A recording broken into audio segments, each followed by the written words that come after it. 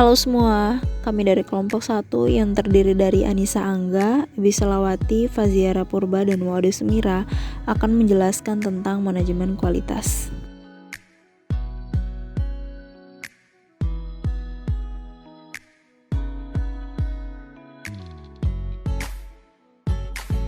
Tujuan pembelajaran: 1. Menentukan istilah kualitas yang terkait dengan produk dan layanan.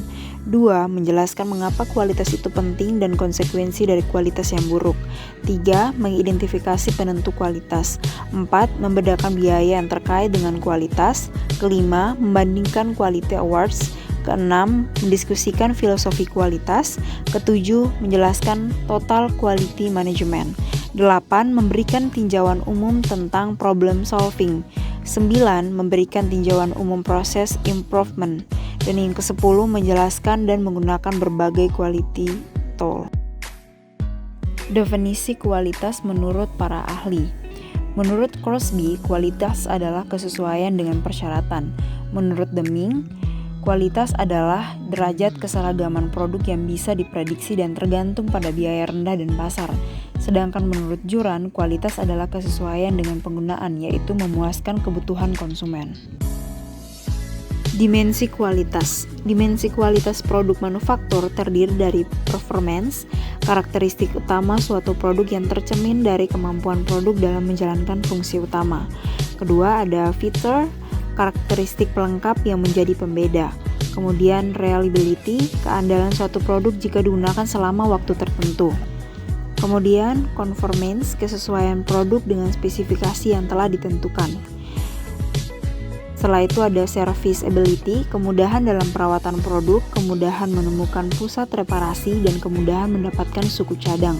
Setelah itu ada durability, tingkat keawetan produk atau umur ekonomis produk. Setelah itu ada aesthetics, nilai keindahan atau daya tarik produk. Kemudian perceived, reputasi atau citra produk. Dimensi kualitas layanan. Terdapat convenience, ketersediaan dan akses layanan. Kemudian reliability, kemampuan untuk melakukan layanan secara andal, konsisten dan akurat. Ketiga, responsiveness, ketersediaan penyedia layanan untuk membantu pelanggan dalam situasi tidak biasa. Yang keempat, time, kecepatan pengiriman layanan. Kemudian konsistensi, kemampuan untuk memberikan tingkat kualitas yang sama dengan baik berulang kali. Setelah itu ada tangibles, penampilan fisik dari fasilitas peralatan, personal, dan komunikasi. Kemudian ada courtesy, cara memperlakukan pelanggan. Kemudian assurance, pengetahuan yang diperagakan oleh profesional yang melakukan kontak dengan pelanggan-pelanggan dan kemampuan menyampaikan kepercayaan pelanggan. Menilai kualitas layanan. Yang pertama, harapan pelanggan aktual dan persepsi manajemen dari harapan-harapan itu. Kedua, persepsi manajemen tentang harapan pelanggan dan spesifikasi kualitas layanan. Ketiga, kualitas layanan dan layanan yang benar-benar disampaikan. Keempat, layanan benar-benar disampaikan dan apa yang dikomunikasikan tentang layanan kepada pelanggan. Yang kelima, harapan pelanggan terhadap penyedia layanan dan persepsi mereka tentang pengiriman penyedia. Menentukan kualitas. Yang pertama ada desain, kedua seberapa baik produk atau layanan sesuai dengan desain, kemudian kemudahan penggunaan, setelah itu ada layanan setelah pengiriman. Responsibility of quality. Yang pertama, top management design, produk dan layanan yang berkualitas dimulai dengan desain. Ini tidak hanya mencakup fitur dari produk atau layanan, itu juga mencakup perhatian pada proses yang dibutuhkan untuk menghasilkan produk dan atau layanan yang akan diperlukan untuk memberikan layanan kepada pelanggan. Yang kedua, desain, produk dan layanan yang berkualitas dimulai dengan desain. Ini tidak hanya mencakup fitur dari produk atau layanan, itu juga mencakup perhatian pada proses yang akan dibutuhkan untuk menghasilkan produk dan atau layanan yang akan diperlukan untuk memberikan layanan kepada pelanggan. Kedua, procurement atau pembelian. Departemen pengadaan memiliki tanggung jawab untuk mendapatkan barang dan layanan yang tidak akan mengurangi kualitas barang dan layanan organisasi. Dan yang keempat, production or operation, yaitu memiliki tanggung jawab untuk memastikan bahwa proses menghasilkan produk dan layanan yang sesuai dengan spesifikasi desain, memantau proses dan menemukan dan memperbaiki akar penyebab masalah adalah aspek penting dari tanggung jawab ini. Kelima, quality assurance atau kualitas asuransi. Jaminan kualitas bertanggung jawab untuk mengumpulkan dan menganalisis data, masalah, dan bekerja dengan operasi untuk menyelesaikan masalah. Keenam, packing and shipping, yakni pengemasan dan pengiriman. Departemen ini harus memastikan barang tidak rusak transit, bahwa paket diberi label dengan jelas, bahwa instruksi sudah termasuk, bahwa semua bagiannya termasuk, dan pengiriman yang terjadi tepat waktu. Dan yang ketujuh, marketing and sales, pemasaran dan penjualan. Departemen ini memiliki tanggung jawab untuk menentukan pelanggan yang perlu dan untuk mengkomunikasikannya ke area yang sesuai dalam organisasi. Selain itu, memiliki tanggung jawab untuk melaporkan masalah apapun dengan produk atau layanan. Kemudian, yang ketujuh, customer service atau pelayanan pelanggan. Layanan pelanggan seringkali merupakan departemen pertama yang mempelajari masalah. Ini memiliki tanggung jawab untuk mengkomunikasikan informasi itu ke departemen yang sesuai, berurusan secara wajar dengan pelanggan, bekerja untuk menyelesaikan masalah, dan menindaklanjuti mengkonfirmasi bahwa situasinya telah diatasi secara efektif. Benefit of quality. Organisasi bisnis dengan kualitas yang baik atau sangat baik biasanya mendapat manfaat dalam berbagai cara. Yang pertama, reputasi yang ditingkatkan untuk kualitas. Yang kedua, kemampuan untuk memerintahkan harga premium. Yang ketiga, meningkatkan pangsa pasar. Yang keempat, loyalitas pelanggan yang lebih besar. Yang kelima, biaya kewajiban yang lebih rendah. Dan yang keenam, produksi atau layanan yang lebih sedikit.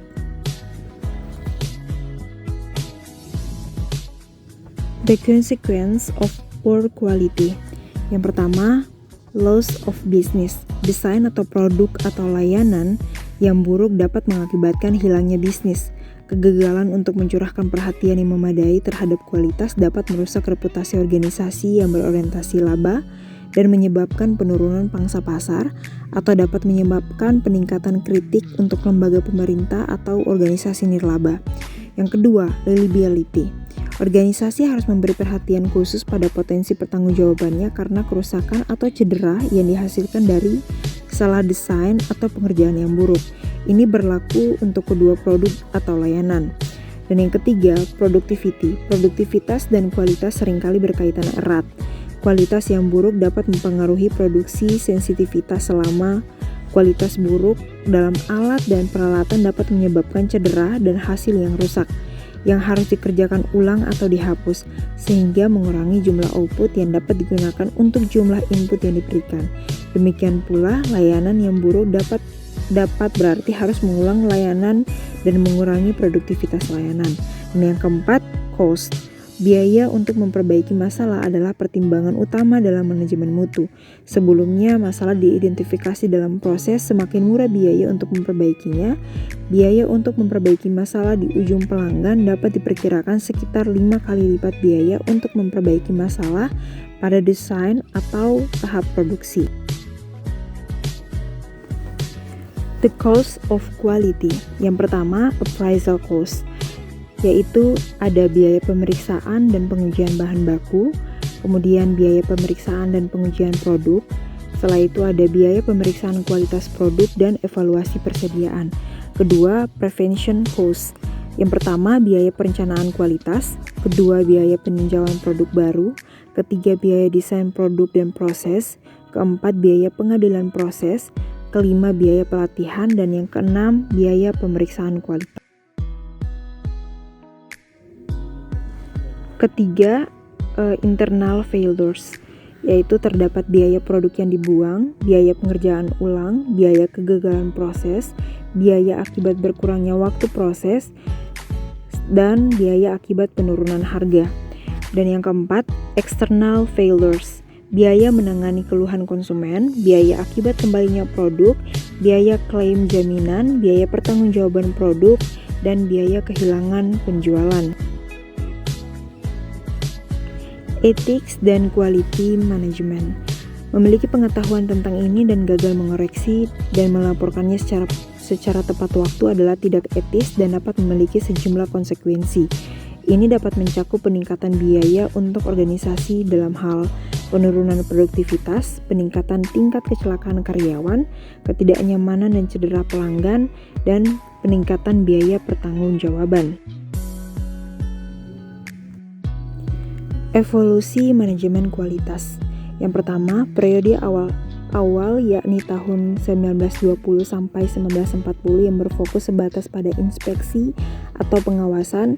Mereka melakukan pengawasan dengan mengukur hasil produksi berdasarkan spesifikasi.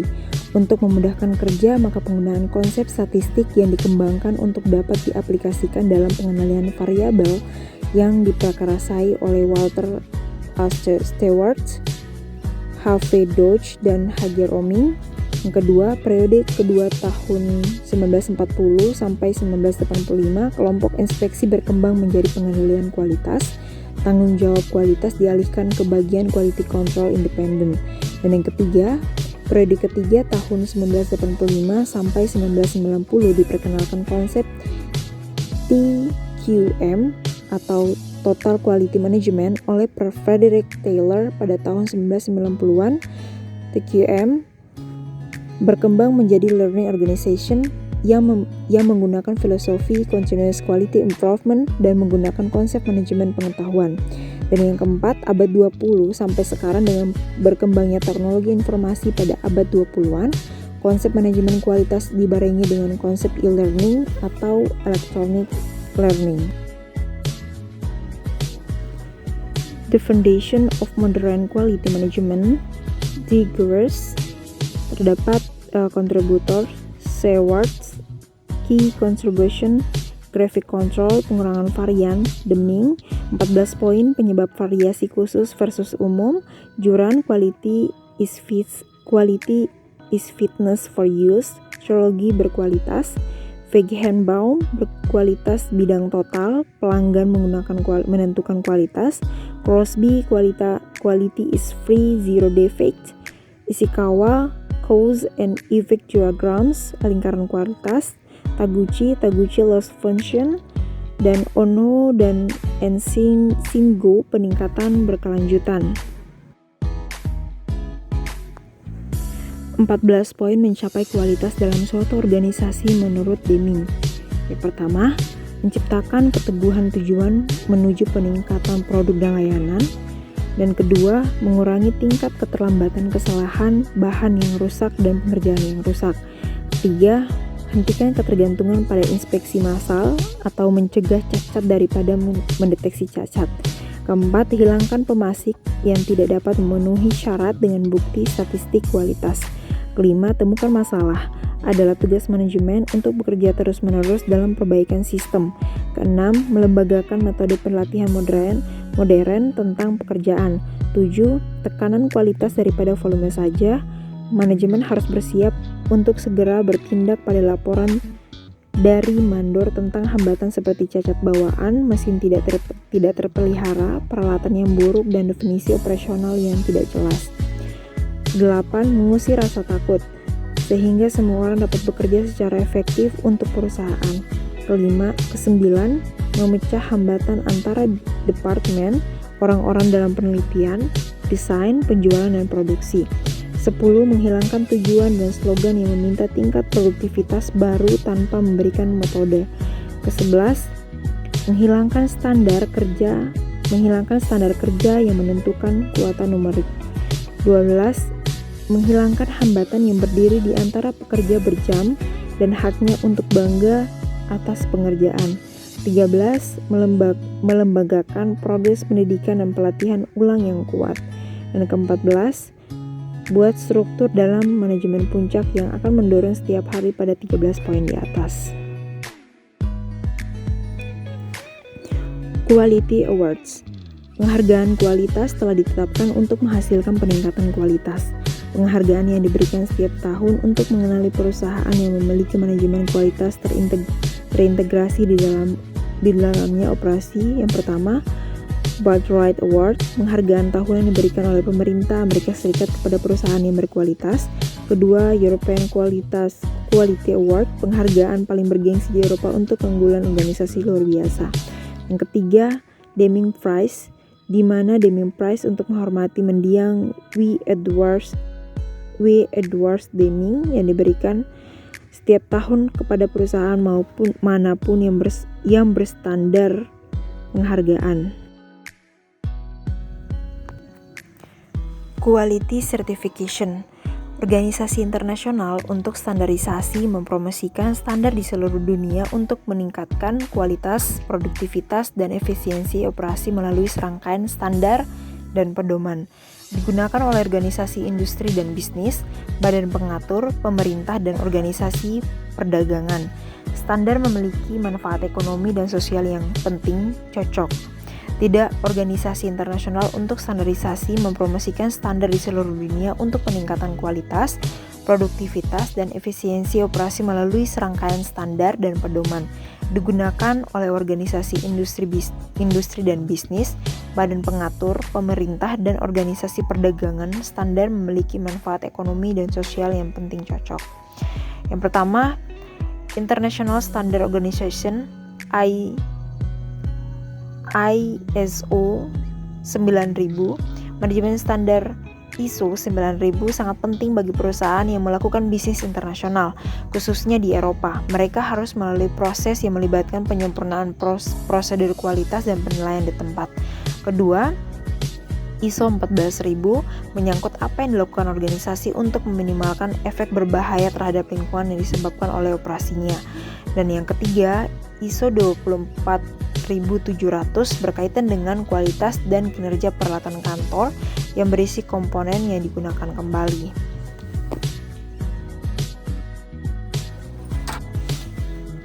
Quality and the supply chain. Para pemimpin bisnis semakin menyadari pentingnya rantai pasokan mereka dalam mencapai tujuan kualitas mereka. Pencapaian membutuhkan pengukuran persepsi kualitas pelanggan, mengidentifikasi bidang masalah, dan memperbaiki masalah tersebut. Setelah itu, penekanan dalam manajemen kualitas rantai pasokan adalah pada pengurangan sumber dan risiko serta variasi produk dan layanan dan overhead. Risiko berasal dari penggunaan bahan baku atau metode kerja di bawah standar yang dapat menyebabkan kualitas produk yang lebih rendah dan potensi kewajiban produk. TQM atau Total Quality Management adalah sebuah filosofi yang melibatkan semua orang dalam suatu organisasi dalam upaya berkelanjutan untuk meningkatkan kualitas dan mencapai kepuasan pelanggan. Ada 3 filosofi kunci dalam pendekatan ini. Yang pertama, dorongan tanpa akhir untuk meningkatkan yang disebut sebagai perbaikan berkelanjutan. Kedua, keterlibatan semua orang dalam organisasi. Dan yang ketiga, tujuan dari kepuasan pelanggan yang berarti bertemu atau melebihi harapan pelanggan. Pendekatan TQM sebagai berikut. Yang pertama, cari tahu apa yang diinginkan pelanggan. Ini mungkin melibatkan penggunaan survei, kelompok fokus, wawancara, atau teknik lain yang mengintegrasikan suara pelanggan dalam keputusan proses pembuatan. Pastikan untuk memasukkan pelanggan internal atau orang berikutnya dalam proses sebagai serta pelanggan eksternal, yaitu pelanggan akhir. Yang kedua, desain produk atau layanan yang akan memenuhi atau melampaui apa yang diinginkan pelanggan. Buat itu mudah digunakan dan mudah diproduksi. Ketiga, desain proses yang memudahkan melakukan pekerjaan dengan benar pertama kali. Kemudian tentukan di mana kesalahan pengambilan kemungkinan akan terjadi dan mencoba untuk mencegahnya. Keempat, melacak hasil dan menggunakannya untuk membantu peningkatan dalam sistem. Tidak pernah berhenti berusaha meningkatkan. Dan yang kelima, perluas konsep-konsep ini di seluruh rantai pasokan. Perbedaan TQM dan organisasi tradisional. Di sini ada tiga kolom dari satu tabel, yaitu ada aspek, tradisional, dan TQM. Aspek, misi keseluruhan dalam tradisional memaksimalkan laba atas investasi. Dan kemudian TQM, bertemu atau melebihi harapan pelanggan. Kemudian dalam aspek ada tujuan. Kemudian dalam tradisional penekanan pada keseimbangan jangka pendek, dan TQM jangka pendek dan jangka panjang. Aspek manajemen tidak selalu terbuka, terkadang tujuan tidak konsisten, dan TQM terbuka mendorong input karyawan dan tujuan konsisten. Dalam aspek peran manajer, tradisionalnya mengeluarkan perintah dan menegakkan. Selain kemudian TQM melatih menghilangkan hambatan, membangun kepercayaan. Setelah itu ada aspek kebutuhan pelanggan. Dalam tradisional bukan prioritas tertinggi, mungkin tidak jelas, dan TQM prioritas tertinggi penting untuk mengidentifikasi dan memahami. Dalam aspek masalah, secara tradisional menyalahkan dan menghukum, sedangkan TQM mengidentifikasi dan menyelesaikan. Aspeknya, aspek pemecahan masalah. Dalam tradisional tidak sistematis individu, TQM sistematis dan secara tim. Setelah itu ada aspek perbaikan. Tradisionalnya tidak menentu dan TQM berkelanjutan. Kemudian aspek pemasok. Dalam tradisional permusuhan, TQM secara mitra. Setelah itu ada aspek pekerjaan. Secara tradisional, sempit, khusus, banyak upaya individu. TQM, dewan, lebih umum, dan upaya tim. Sedangkan aspek fokus, tradisionalnya berorientasi produk, dan TQM berorientasi Six Sigma. Six Sigma adalah proses bisnis untuk meningkatkan kualitas, mengurangi biaya, dan peningkatan pelanggan. Lean Sigma atau Six Sigma adalah pendekatan yang seimbang untuk proses peningkatan yang mengintegrasikan prinsip-prinsip dari operasi Lean dan alat statistik untuk pengurangan variasi dari Six Sigma untuk mencapai kecepatan dan kualitas. Problem solving, pemecahan masalah adalah salah satu prosedur dasar TQM. Agar berhasil, masalah upaya penyelesaian harus mengikuti pendekatan standar. Langkah-langkah dasar dalam proses pemecahan masalah TQM. Yang pertama, langkah 1, definisikan masalah dan tentukan tujuan perbaikan. Berikan definisi masalah dengan pertimbangan yang matang.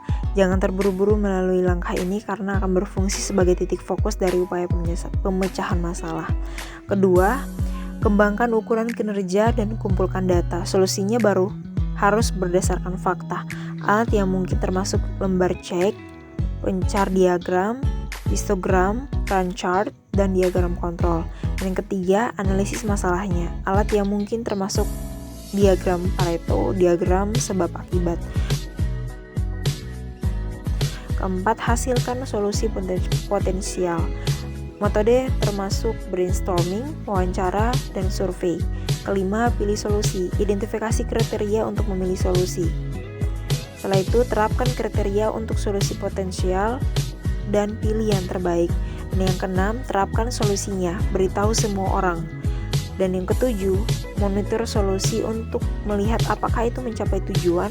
Jika tidak, modifikasi solusi atau kembali lagi ke Siklus Plan Do Study Act.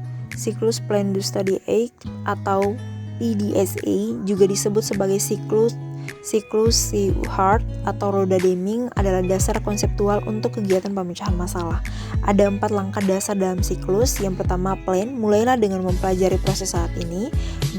Dokumentasikan proses itu, kemudian kumpulkan data pada proses itu, pada proses atau masalah. Selanjutnya, analisis data dan kembangkan rencana perbaikan. Tentukan langkah-langkah untuk mengevaluasi rencana. Dan kedua, do. Laksanakan rencana tersebut dalam skala kecil jika memungkinkan. Dokumentasikan setiap perubahan yang dilakukan selama fase ini.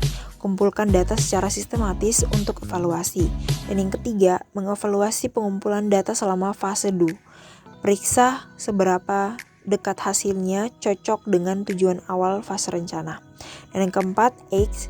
Jika hasilnya berhasil, standarisasi metode baru dan komunikasikan yang baru metode untuk semua orang yang terkait dengan proses. Laksanakan pelatihan untuk metode baru. Jika hasilnya tidak berhasil, perbaiki rencana dan ulangi proses atau hentikan proyek ini.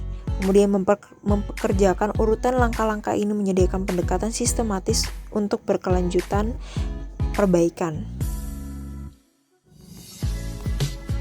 Kemudian proses improvement.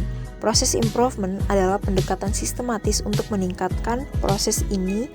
Untuk meningkatkan proses ini melibatkan dokumen, pengukuran, analisis untuk tujuan meningkatkan fungsi suatu proses.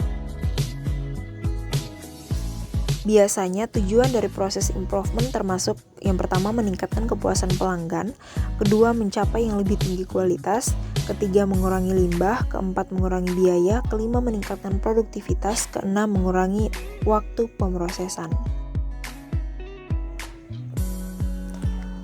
Quality tools, ada sejumlah alat yang dapat digunakan organisasi untuk menyelesaikan dan memproses masalah perbaikan. Bagian ini menjelaskan 8 alat ini. Alat bantu dalam pengumpulan data dan interpretasi dan memberikan dasar untuk pengambilan keputusan.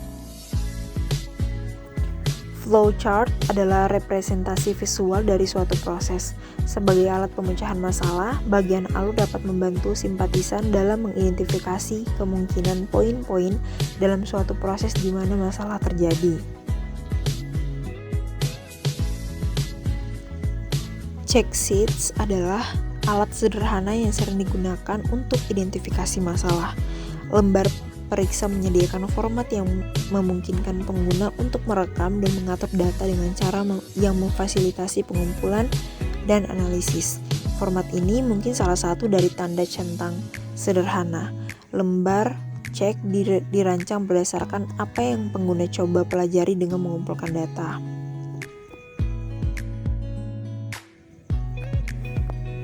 Histogram dapat berguna untuk mendapatkan rasa distribusi yang diamati nilai-nilai. Di antara hal-hal lain, orang dapat melihat apakah distribusinya simetris, berapa kisarannya nilai adalah, dan jika ada nilai yang tidak biasa. Pareto Analysis. Analisis Pareto adalah teknik untuk memfokuskan perhatian pada yang paling penting. Area masalah. Konsep Pareto dinamai setelah ekonom Italia abad ke-19 Fredo Pareto adalah bahwa faktor yang relatif sedikit umumnya menyumbang presentasi besar dari total khusus, seperti keluhan, cacat, masalah. Scatter diagram atau diagram sebar dapat berguna dalam memutuskan apakah ada korelasi antara nilai dua variabel. Korelasi dapat menunjukkan penyebab suatu masalah. Control charts dapat digunakan untuk membantu suatu proses untuk melihat apakah proses keluar acak. Ini dapat membantu mendeteksi keberadaan penyebab variasi yang dapat diperbaiki. Cause and effect diagram. Diagram sebab dan efek menawarkan pendekatan terstruktur untuk mencari kemungkinan penyebab suatu masalah. Ini juga dikenal sebagai diagram tulang ikan karena bentuknya, atau diagram Ishikawa, setelah profesor Jepang yang mengembangkan pendekatan untuk pekerja bantuan kewalahan oleh sejumlah sumber masalah yang mungkin terjadi ketika penyelesaian masalah. Alat ini membantu mengatur upaya penyelesaian masalah dengan mengidentifikasi kategori faktor-faktor yang mungkin menyebabkan masalah. Seringkali alat ini digunakan setelah sesi brainstorming mengatur ide-ide yang dihasilkan. Run chart. Run chart dapat digunakan untuk melacak nilai-nilai variabel dari waktu ke waktu. Ini bisa membantu mengidentifikasi tren atau pola lain yang mungkin terjadi. Kemudian metode untuk menghasilkan ide. Beberapa alat tambahan yang berguna untuk pemecahan masalah atau untuk perbaikan proses adalah brainstorming, lingkaran kualitas, dan benchmarking. Brainstorming adalah teknik di mana sekelompok orang berbagi pemikiran dan ide-ide tentang masalah dalam suasana santai yang mendorong pemikiran kolektif yang tidak terkendali. Tujuannya adalah untuk menghasilkan aliran gagasan bebas dalam mengidentifikasi masalah dan menemukan penyebab, solusi, dan cara untuk mengimplementasikan solusi. Dalam brainstorming yang sukses, kritik tidak ada. Tidak ada anggota tunggal yang diizinkan mendominasi sesi dan semua ide disambut. Tersusun brainstorming adalah suatu pendekatan untuk memastikan bahwa setiap orang berpartisipasi. Quality Circle atau lingkaran kualitas. Satu cara perusahaan telah mengetuk karyawan untuk ide-ide mengenai kualitas peningkatannya adalah melalui lingkaran kualitas. Lingkaran itu terdiri atas sejumlah pekerja yang berkumpul bersama secara berkala untuk membahas cara-cara meningkatkan produk dan proses. Tidak hanya itu, lingkaran kualitas sumber input pekerja yang berharga, mereka juga dapat memotivasi pekerja jika ditangani benar dengan menunjukkan minat manajemen pada ide-ide pekerja. Lingkaran kualitas biasanya kurang terstruktur dan lebih informal daripada tim yang terlibat dalam peningkatan berkelanjutan. Tetapi dalam beberapa lingkaran kualitas organisasi telah berkembang menjadi tim peningkatan berkelanjutan. Perbedaan utama antara lingkaran kualitas dan tim adalah jumlah otoritas yang diberikan kepada tim. Biasanya lingkaran kualitas memiliki otoritas yang sangat sedikit untuk mengimplementasikan apapun kecuali perubahan kecil. Tim perbaikan berkesinambungan kadang-kadang diberikan banyak penulis, akibatnya tim perbaikan berkelanjutan memiliki motivasi tambahan yang dihasilkan oleh pemberdayaan. Dan yang terakhir adalah benchmarking, adalah pendekatan yang dapat menyuntikkan energi baru ke dalam perbaikan upaya. Tujuannya adalah untuk menetapkan standar, untuk menilai kinerja, dan untuk mengidentifikasi model untuk belajar bagaimana meningkatkan.